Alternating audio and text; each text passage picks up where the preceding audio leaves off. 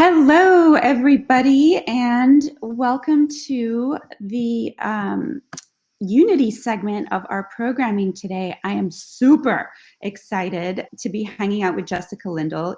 You should be too, because she is the General Manager and VP of Social Impact and Education at Unity Technologies, and also a board member of the CSU Entertainment Alliance, for which we are very fortunate. Jessica, thanks so much for taking the time out of your day. It is the lunch hour on the West Coast, and so really, I know how busy you are, and I really appreciate you being with us today. Thank you. The honor is, I feel really humbled and honored to be here, and most of all, to be on the advisory board too. So thank you very much. Yeah, my pleasure. So congratulations on this somewhat new role that you took over, I guess, in the pandemic in August of 2020, right? Yes. Launching and running the social impact business unit at Unity Technologies. So I know you've been involved in EDU initiatives for quite a while. We'll get more into Unity for Humanity shortly, but I am really curious about the whole social impact unit. Like, let's start with a big picture overview of the fund, because you guys are actually making investments in education, sustainability, and digital health. So I thought folks would like to hear about that too. Yeah, absolutely. That sounds great. So I had the fortunate opportunity about 10 years ago to run a company that was built on Unity. It was an education technology company. And I really, at that point in time, just became enamored with the power of the platform to really provide much deeper, more engaging learning opportunities for any learner from preschool all the way up to lifelong learning. And so through that experience, it helped me to more deeply understand how other organizations, individuals, companies were using Unity in not just education, but sustainability and the environment, as well as digital health and well-being. And as we went through the process about a year ago of preparing to go public, we decided to follow in the footsteps of many other technology companies and pull out some of our equity before going public and invest it into a charitable fund. So we've gone through that process, we've taken the equity, and we are now starting to sell the equity on the public markets and using that cash to provide either donations or program or mission-related investments, if you're a for-profit entity, to organizations that are really operating within those three key areas. Just a few other thoughts that I thought would be helpful for students and everyone else joining. One is that the belief we have at Unity is that social impact and CSR is not a small project on the side. It's really deeply embedded in our business, in everything that we do around the world. We're in over 40 countries, our offices are, and we serve almost every country in the world from a customer perspective. So number one is deeply embedded in our work. Number two is we were founded really as a democratizing access platform from a developer perspective. And so this is just kind of continuing through our roots. And number three, which you'll hear more about, is that our thesis is that it's not just about our employees doing good or giving money to the community. It's about how do we actually fuel social impact creators and change makers to reach more audiences and broader audiences. Sweet. So how does Unity Technologies balance the need to make revenue as a business with charitable giving? Yeah, I mean, again, I think we see those actually as deeply integrated and not in the sense of from an IRS and tax perspective that we're not using our money with fiduciary responsibility, but rather when we look at a company and the role that a company has, there are some areas where companies can actually make more public good or community-based change. And in doing so can also drive revenue. So we mentioned earlier my role in education.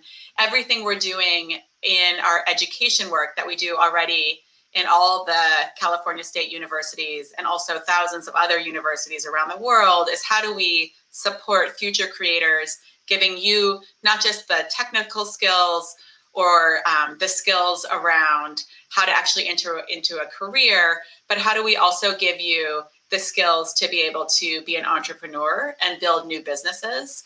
And so through that evolution and through your lifetime, you will certainly be making money if you choose that career that will then be going back to Unity in some future earning capacity. So that would be an example of how do we fill a market need, which is providing access and opportunity to all sorts of future creators, but knowing that it will also continue to serve our business over the long term. Great.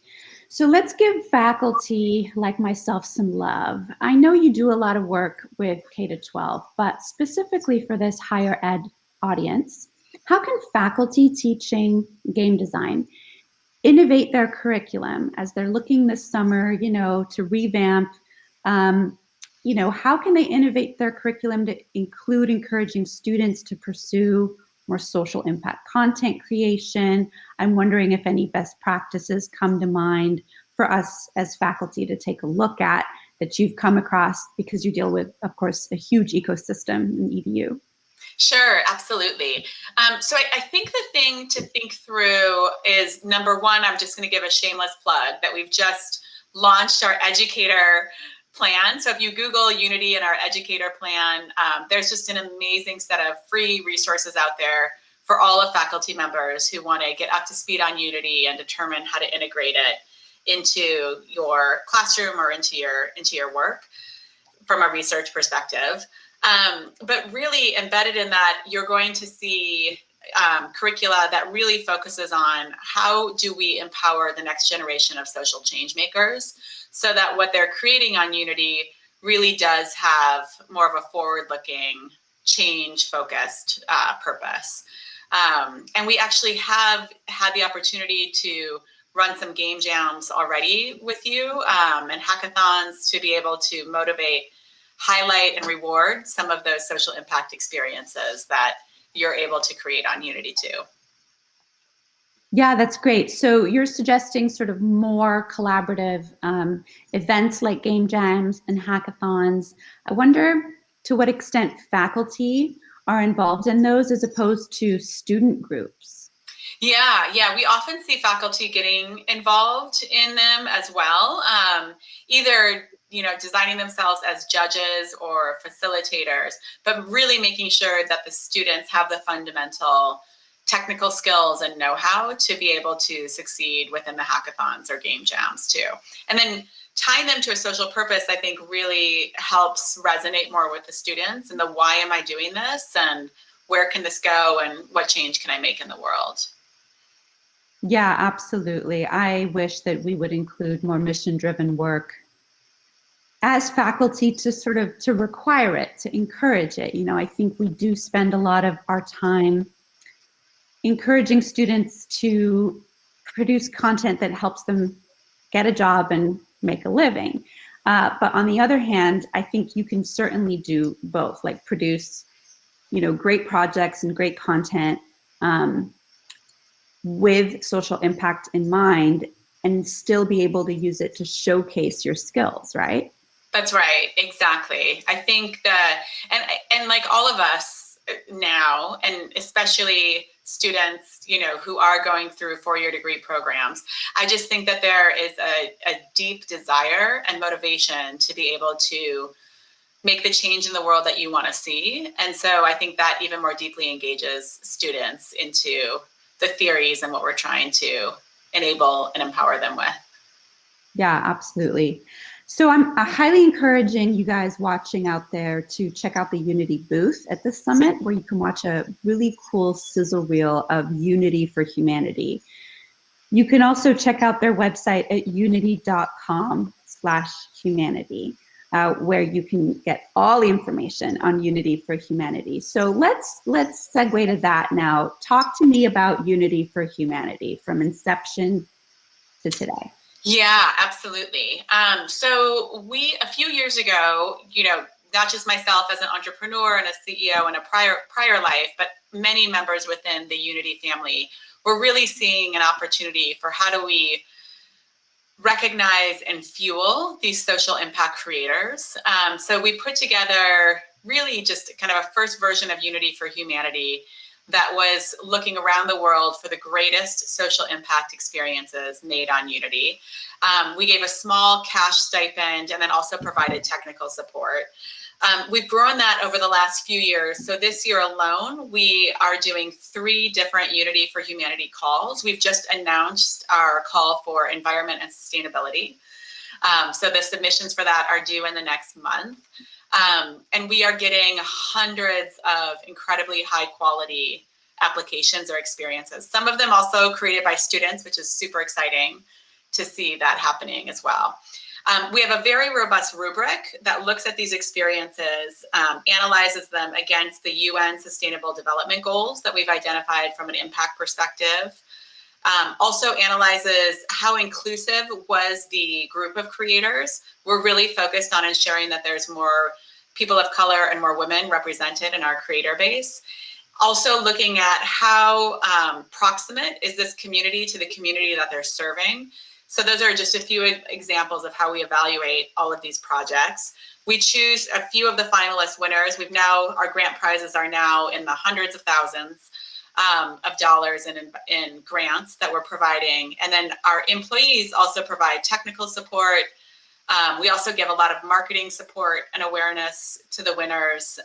So it's really, created this whole opportunity for us to, how do we take these creations and just get them into the hands of more consumers and more audience members to use them as either solutions to tackle social impact challenges, or just, really inclusive storytelling opportunities so we can all raise our awareness around key issues and hear and better understand the world's challenges and solutions from more inclusive perspectives.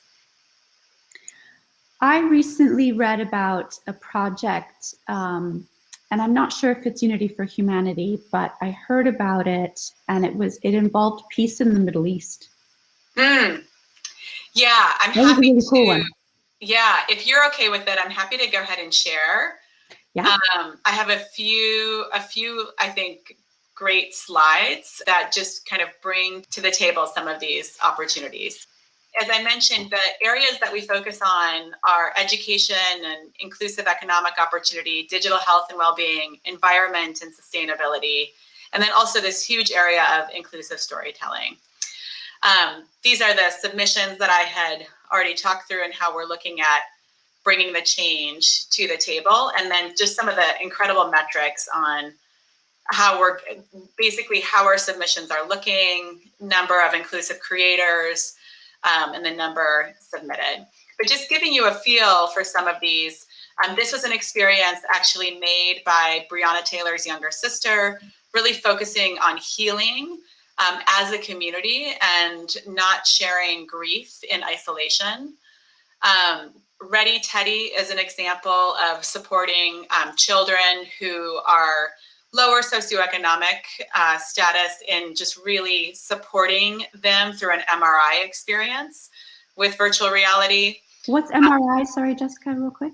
Yeah, MRI is just the medical procedure when you're. Oh, the actual MRI. Okay, thanks. Mm-hmm. Yeah.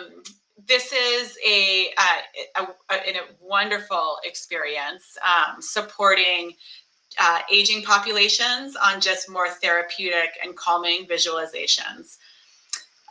Powers of X is a great environment and sustainability experience that really focuses on better understanding your impact, your personal impact on the environment, and based on the behaviors that you're taking.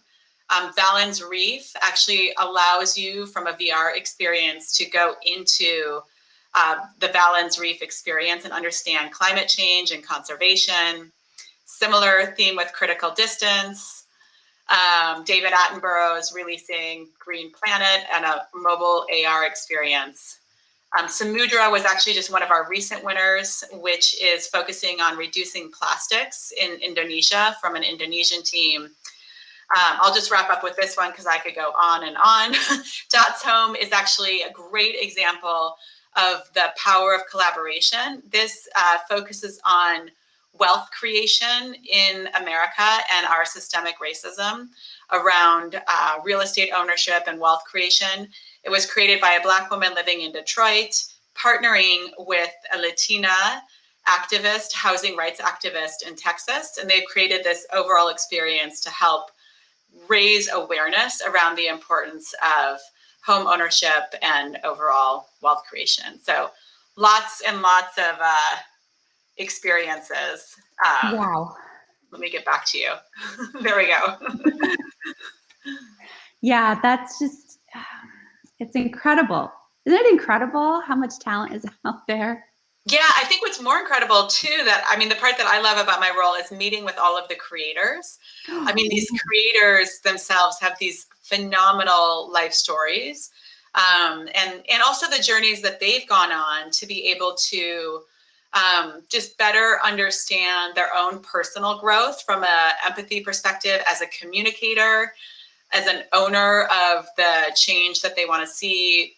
Their agency increases, their confidence increases. It's really exciting to see just the personal transformation that can come from creating and creativity. Yeah, and the positivity in the midst of the pandemic, right? So this was a program created in the pandemic. Am I right about that, or was it existed before? Yeah, all the examples I just showed you were submissions that we have gotten during the pandemic. Unity for Humanity was existing as a smaller program kind of pre-COVID. And then in the midst of COVID and us more formalizing our social impact experience, we've really invested a significant amount more in it. Wow. So we can't really tell at this point if folks are making more contributions, maybe because of the pandemic. It's kind of giving them more space and time. I think we're certainly seeing a heck of a lot more contributions based on COVID response. So we're seeing a lot of, for example, how do you simulate a return to school, a return to work experience within Unity from a COVID response and social distancing perspective would be an example of that. But I also think, we've had a lot of civil unrest in America in particular. And so we're seeing a lot more projects themed around this area over the last year as well. Yeah, absolutely. And I quickly saw the stats around the, applications and contributions, and that's pretty amazing. What I may have missed there is sort of the proportion of US based versus international. Yeah. You have to pull it back up, but I'm just curious. Like, it's just really awesome to see the Indonesian project and my personal favorite, David Attenborough. I mean, I've been listening to him since I was a kid at the BBC. But I think that, just to underscore the global reach and just the global talent that's out there too. It's pretty amazing. That's right. It's about a third America, a third kind of Europe, Middle East, and then a third Asia. Oh, so wow. Broad. Yeah. That is impressive. No, I thought it would have been at least 50% US based, but clearly you guys just have a huge, huge, huge reach. Truly Unity for Humanity, not Unity for North America. Exactly. That's so cool. So talk to me a little bit about where you see this going. So now you've got this, you've got funding for it, and you really want to encourage and reward this type of creation. What happens next? So what happens to the creators like after they, win the grant prizes? Yeah. Walk me through, like, does the prize money help them publish the game, or like how does it does? Yeah. Okay. So we're specifically looking for projects that are not at completion. So the funding is really helping get the project to completion. And then once it's at completion, the creators themselves, it's very similar to sort of a Sundance, type of independent approach, where the creators are also looking for distribution partnerships, other brand partnerships to be able to get it into more hands. Of course, you can just publish it to a mobile device too. And so I think the key thing that we often see happening is that the projects and programs get incredible awareness. The creators have a really big decision to make, which is, do they kind of continue in this independent entrepreneurial journey, or do they decide to actually take a role within the vast Unity ecosystem? Because there are a significant amount of open positions, around the world for Unity programmers, Unity artists. So really just being able to get the opportunity to get into those roles and that economic opportunity, we often see them shifting in that direction too. But then I noticed that they never stop creating on the side. So I think that's a key element, is just how we support, you know, their creative experience in addition to their full-time job and the additional work that they take on. Thank you. Let's take a moment to talk about this, you know, campus to career journey, and careers that you mentioned are open and available at Unity. And I'm sure that you've got many different types of roles that are open, but what types of careers are out there, particularly entry level, right? That students can aspire to? Yeah, so I think it's helpful if I just spend a quick second talking about Unity's business model and how all of this works, because it's a little bit strange, to understand it. So if you think about our business model as a marketplace, we have a few million creators who create experiences and then distribute it to about 2.5 billion devices. So it's pretty significant in the reach that these creations can have. And again, anything from video games to film and media to architecture and engineering and construction simulations, automotive simulations. And so the jobs that are created are not just, you know, can you program on the Unity platform? Can you create art on the Unity platform? But in addition to that, can you do this in other industries to create, you know, not just video games, but also any other 3D simulation or virtual reality or augmented reality experience. In addition to that, we actually have an ads network that runs across all of those mobile devices that I mentioned, so that there's a huge amount of growth marketing roles, so online advertising, online marketing roles that would be applicable to the Unity platform as well. And what we try to do on learn.unity.com is provide essentially an online learning platform that either faculty can use and integrate it into their courses, or students can just, in a self-paced format, go ahead and learn everything that they need to know to prepare for these future job opportunities. And then in addition, we also have a student plan directly for students that give you the professional license totally free of charge, so almost a $2,000 value. And then for faculty, if you want to provide that professional license for your student members, you can actually get an education grant license. Again, the professional license, which is about a $2,000 value offering. So we really try and make this as frictionless as possible and get students from their role in learning into an entry-level job as quickly as possible too. Thank you. Are you seeing a lot of activity on, I mean, I just have to ask about the K-12. I know that we're really focusing on a higher ed audience, but you know, freshmen coming into college, they've probably already been doing this for a while, right? And like, it's just mind-blowing to me, the talent that's probably in like middle school. And that's right, exactly. Yeah. We definitely see students as young as 9 or 10 starting to use the software. And we try and make it easy too. We have a whole Create with Code offering and Unity Essentials that I've gone through with my son for a few months, where you're just learning every single day and building a whole video game essentially from scratch. And so I think of it really as just, how do we start technology literacy at a younger age? Just like we think of mathematics and English literacy, how do we start that technology and creative literacy at a younger age so that people are ready and prepared for these exciting 21st century jobs when they're ready to move into the market? Absolutely. Real quick, you mentioned 21st century jobs, and I got to throw this question in.